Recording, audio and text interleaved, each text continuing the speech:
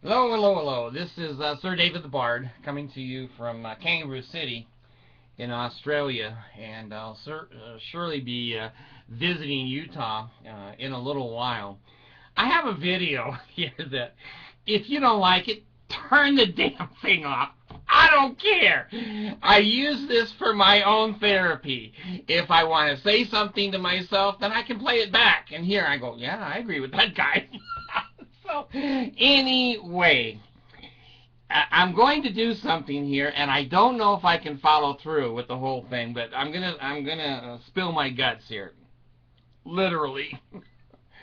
I went to the doctor yesterday, and he's a good friend of mine, and I said to him, this fatness is killing me. He goes, I go, hey, you don't have to agree that quickly. He goes, well, you're diabetic. I said, okay, well, what the deal is when you're fat and diabetic is that you shoot insulin, and insulin makes you so damn hungry you can't believe it.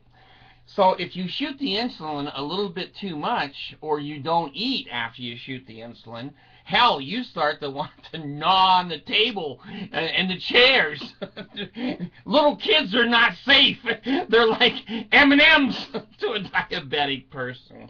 Now, when I was in high school, God only knows how long ago that was, um, the actually, I can't even remember what I was in. Oh, I was 178. I was always 178 pounds, and I held that for many, many years, clear into my late 30s, and then I would start to pick up a few pounds here and there, and then at right at about 48, I was diagnosed diabetic and bipolar. Book to book, end to end, joy came into my life.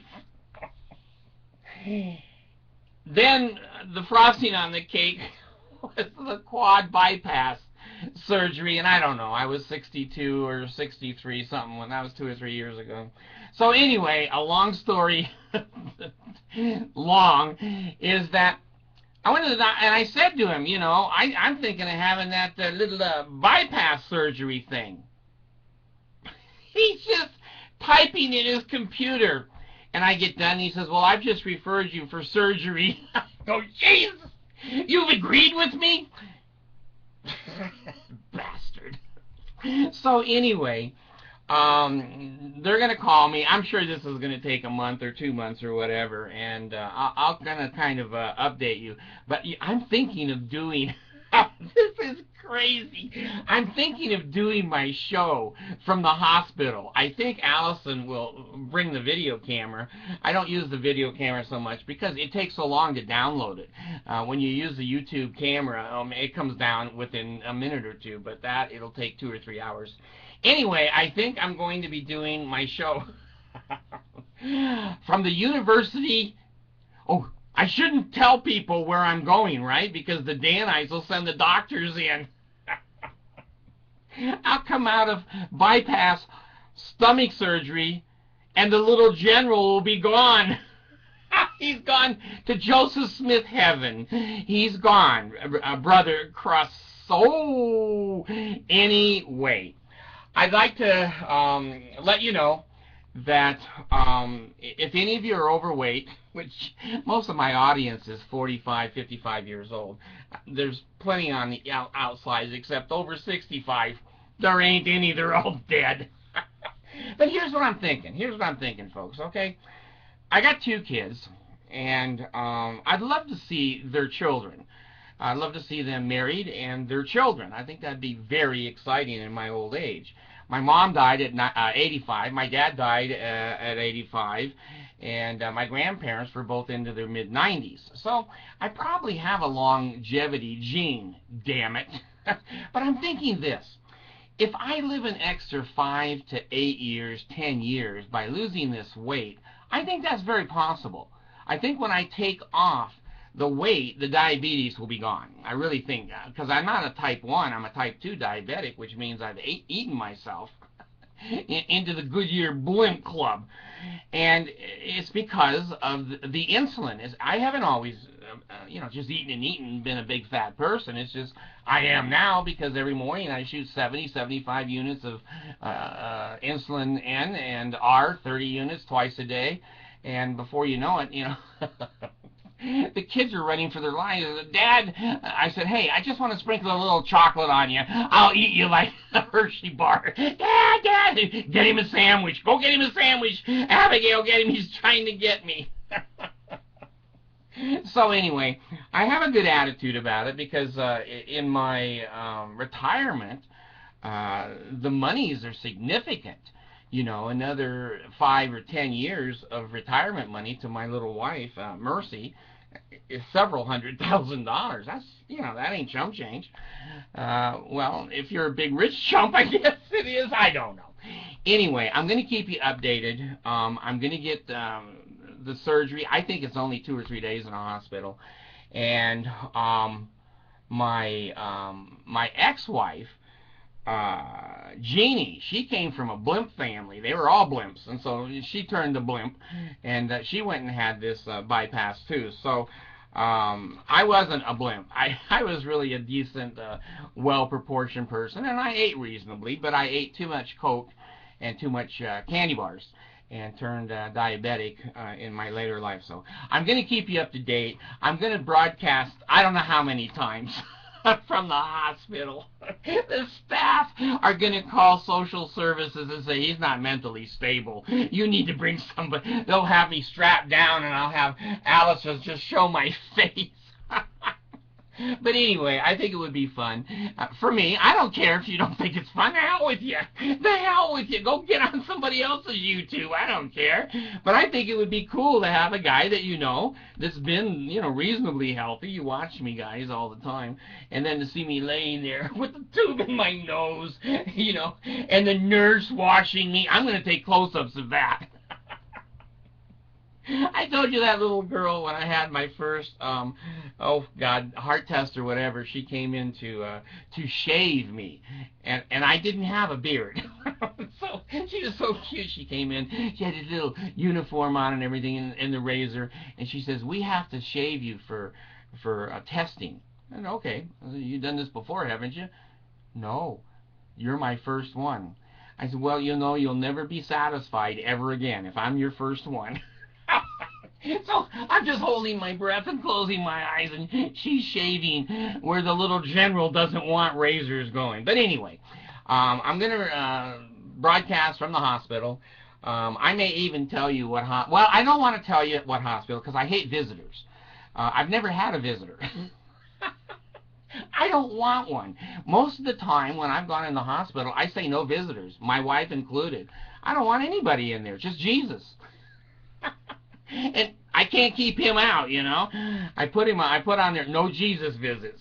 But anyway, I just wanted you to know that I am going to try for a suicidal person now. I've tried killing myself 5 times, and I'm not very good at that. So maybe I'm good at extending my life. So I'm going to give that a try, and then I can do more videos. But I'm, if I disappear, there's only 2 reasons.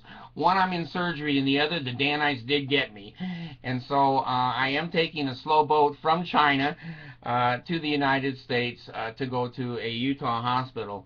So, don't pray for me. I don't need a prayer. Pray for the surgeon who's going to cut my stomach open. Pray for him. Whether I survive or not, I don't care, but I don't want him to lose his job. So anyway, if any of you are fat and you want to know what it's like to have a bypass surgery, I don't know if I could get the hospital to leave the camera tripod on in the room. I'm laying there. You'll see the bar dead on the table, and the Mormons will be going, hey, he's gone. And you see them cutting him open. Hey, it's an autopsy. They're fixing me. They're fixing me to be able to criticize you for another 10 years, you Mormons. This is payback. Payback. What comes around goes around. They fixed my heart. They fixed everything on, well, there's one thing not fixed, but he did his job. I have 14 kids. He did his job. 14 that I know of.